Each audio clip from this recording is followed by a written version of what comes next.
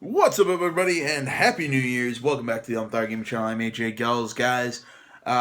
This is kind of taking place with my weekly show. I was gonna kind of put this video up at midnight tonight, but I kind of changed my mind, thinking that seeing that it's Saturday, it's my weekly show. I really don't have a lot of news to talk about, really any news to talk to you guys about this week. So I thought, you know what, I'd just do my kind of my Happy New Year's video, kind of go through my top 10 list for 2016, and just kind of give you guys, just some, normal messages, Happy New Year's, seasons, greetings, that kind of bullshit, and then we can get back to the typical angry yelling at my computer tomorrow. So, I guess I'll kind of start with top 10 that I had for this year. I will say, as far as I do have a few honorable mentions that I want to give. I want to give Final Fantasy 15 an honorable mention. I haven't completed the game.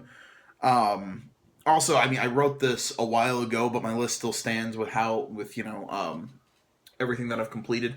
But as far as it stands right now, Final Fantasy 15, haven't beaten the game, but it was a lot better than I thought it was, and I think it deserves in the honorable mention category. Telltale's Batman, again, another really good, another good game that I just don't think could have broke into the top 10. But still, it definitely deserves a shout out. The Division, Dishonored 2, and Watch Dogs 2. Again, all really good games that I didn't like enough to put up there. I'd also throw in Song of the Deep, a really good kind of around that indie game. It was done by Insomniac, but still a really fun game. That again, I think deserves a mention, but not necessarily in the top 10 for me personally. All right, but either way, getting into the actual top 10, my number 10 pick, and I said this in my written version. Also, I have a review for Mafia 3 still to go up sometime today, and then later after that, I will post my top 10 list on the website, all in written form. Now, and I said this in this, my number 10 pick is not a personal one, but more of a acknowledgement of what this game was, and that is Overwatch. I'm sure a lot of people would go, "What, you put Overwatch in 10th?" It's not necessarily because I believe Overwatch was bad. Overwatch, honestly, if I was being totally truthful, I would put that more honorable mention than 10th, but I think I'm going with 10th for that game just for the sheer fact that of what the game really kind of meant in this year. Really, so many people loved Overwatch. So many people were playing it. I mean, I think it won Game of the Year at the Game Awards this year. And honestly, I can't not give it the credit that I think it deserves. I mean, I think it was a good game. It's just not my kind of thing. But definitely worth it definitely deserves some credit for what it was. Yeah, I don't know. I think the characters were cool. The gameplay was solid. It's just, again, if you watch my channel for a while, I'm not a multiplayer guy. I'm more of a set narrative kind of guy. That's why if you read my reviews, I always talk narrative first. It's just because that's what sells games to me as opposed to multiplayer. Now, number 9.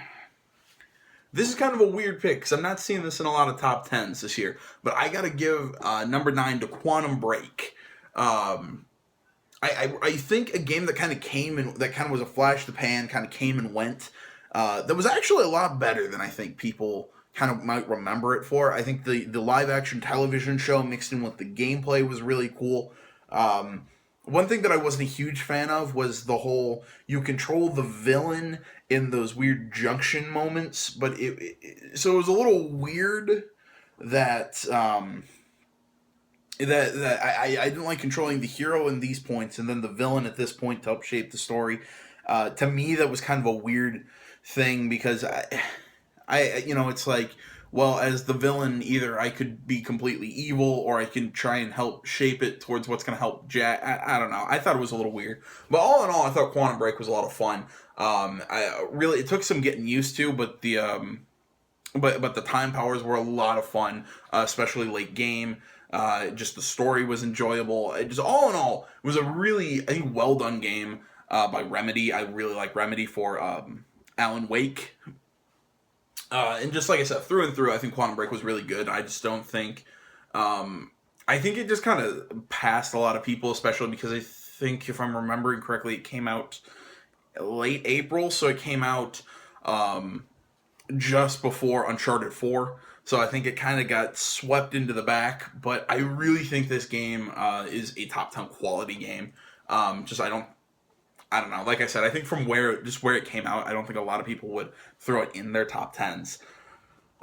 In number 8, I have Firewatch by Campo Santo. Really, really interesting title. Usually I'm not into these kind of... I guess you could call it a hiking simulator.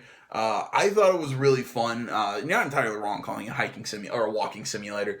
But I liked the story. I liked the art. I think it was kind of, everything kind of came together for that game, in my opinion. Number 7, I have Battlefield 1. It's the only big shooter that I have kind of out of this year that I'm putting in this. Really liked Battlefield 1. In my personal opinion, I think it was the best of the 3 big first-person shooters that came out, between that, Titanfall 2, and Call of Duty Infinite Warfare.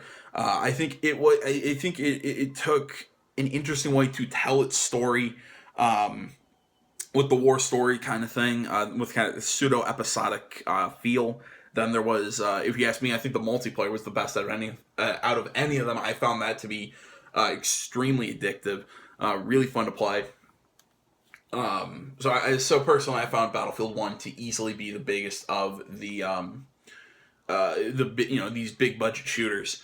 Definitely deserved its place in the top 10. I considered putting it higher, but there was another first person shooter that came out this year that kind of took a higher point, and I'll talk about that when I get to that spot. But number 6. And I guess 5, I have 2 of the Firaxis games that came out this year, XCOM 2 and 6, and Civilization 6 and 5.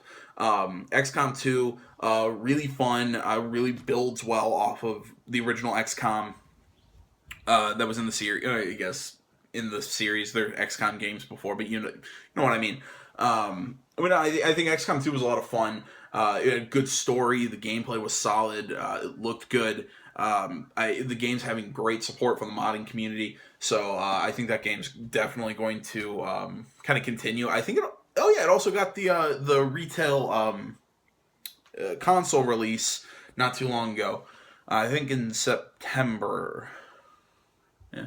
And Civilization 6, just super solid. I think the reason I put it above XCOM 2 was just because I think that they went for something a little different in Civ 6 that they did in the other Civ games, and I think it paid off. I really think it shone through. I enjoyed Civ 6 a little more than XCOM 2. Definitely, I think both of them deserve kind of a middle spot on this list. Yeah, it's really all I really have to say about these. I'm finding my list to be a little different than a lot of other big lists I'm reading, just because mine has a lot of... Because I think I have something from about every console, both consoles, the PS4, Xbox One, as well as PC, so, it's just... I don't know, I find that interesting. Number 4, I gotta give it to my favorite mascot platformer, Ratchet and Clank. Granted, the movie wasn't that hot, but I gotta give it. That game was super solid, really fun. I said this literally. It's a playable Pixar film. It's tons of fun. The weapons, the humor, everything was spot on for this game.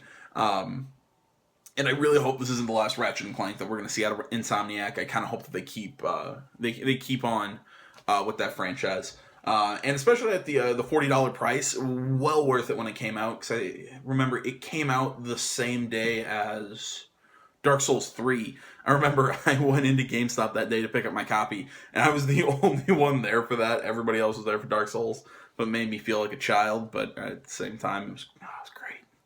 Such a fun game. Number 3, I have Doom. Obviously, this is the other first-person shooter that I think that beat out Battlefield 1. Doom was just super solid. It was gory. It was just it was nasty. I loved it brings back the kind of old slide and glide shooting style as opposed to the more kind of what Call of Duty and Battlefield were. Titanfall 2 was a little more slide and glide as well. But there was just something about Doom. It had that really kind of old feel, but it was a lot of fun. Really gross, really gory. Definitely not for the weak of heart, but it was so much fun. You can go check out the Let's Play I have on this channel. Yeah, it was great.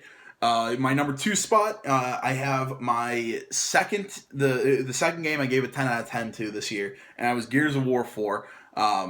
Again, this is another decision I think a lot of people would question. Personally, I love Gears of War. I loved what Cliffy B did with the original trilogy. Judgment was okay, and then the Coalition, I really think, really built on what Epic Games made with the original trilogy. Gears of War 4 delivered a great story. I really kind of want to see what's going on with the Swarm in the next game, because I'm sure there's going to be at least 2 more.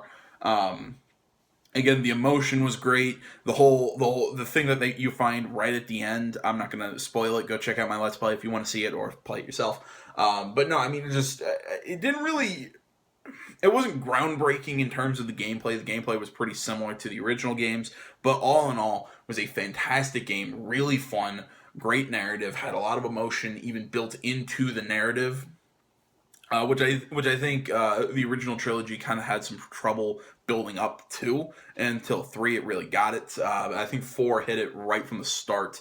So easily, Gears of War 4 is my number 2 pick, and with my game of the year being the game that I've been saying game of the year for the longest time, it was Uncharted 4: Thief's End.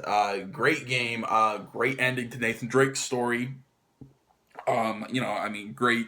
I love the characters. Everybody did a fantastic voice performance. I will say, I think the villains were a tad weak. I keep seeing something is like the bloated third act for the game, which I gotta kind of agree. Yeah, it was long, but I didn't think it was unnecessary. I still found it fun, and I still enjoyed the characters. I still enjoyed everything, and all that. So yeah, easily for me, Uncharted 4 is my game of the year for 2016. And that's about all in terms of the game of the year, my top 10 list for 2016 that I have for you guys. Other than that, all I can say is that 2017 is already looking great. I think for January, what's my schedule say? January, I have Yakuza 0, Resident Evil 7, and Gravity Rush 2 all planned to play for you guys in January. Then February's got, I think, Horizon Zero Dawn, some other stuff. I know that Mass Effect Andromeda. I might play Persona 5 on the channel. I'm not 100% sure on that one yet. What else is there coming out next year? There's Detroit Become Human, the new Ghost Recon. There's a lot of really cool stuff coming out in the front, kind of like the front half of next year. I think there's going to be a lot of really cool stuff in the later half of next year as well. I cannot wait to see it. I can't wait to play it with you guys. Like I said, I'm sorry that there's really just not a lot of news. Sorry, voice crack. News to talk about this week. It's just that kind of last week of the year, first week of the year kind of thing. There's just really very rarely a lot of news to talk about. Just so I want to say thank you to everybody. My subscription count has been just ratcheting up for the past like week and a half now. So to everybody who subscribed to the channel recently, it's just because I'm not always getting notifications, and also there's just a lot of you to give shout outs to. So to everybody who subscribed to this channel, not only recently, but this year, thank you so much. Remember, an easy way to stay up to date on what I'm doing on this channel is not just to subscribe. Also, make sure you click that little bell icon next to the subscribe button. Make sure your notifications are on. Sorry, voice is starting to crack more and more as I'm trying to wrap this up. But a really easy way to follow what I'm doing is to follow me on Twitter, friend me on Facebook. That way you get links to not only everything all my video content that I do on the channel, but as well all the written content I do over on my website. It'll just kind of pop up and give you links to all that. So that's an easy way to follow what I'm doing here on this channel. And other than that, again, just thank you so much for everything. For the good comments, the upvotes, the subscriptions, everything helping me kind of grow this channel more and more. I think I'm at 70 some subscribers right now, a whole lot more than I even thought that I'd have by the end of the year. So like I said, just thank you guys. And until next year, well, probably not until next year. I'm probably going to upload some more videos by the end of this year. You know what I mean. You'll see my beautiful face again next year in 2017. But until then, guys, I'm AJ Gals. This is the Umpire Gaming Channel. Thank you for watching. As I said earlier, Facebook, Twitter, the website. You can find that in the description. Like, comment. If you're not already, please subscribe to the channel and all that. So, again, I'm going to keep saying it. Thank you for watching. And until next year, guys, I'm out.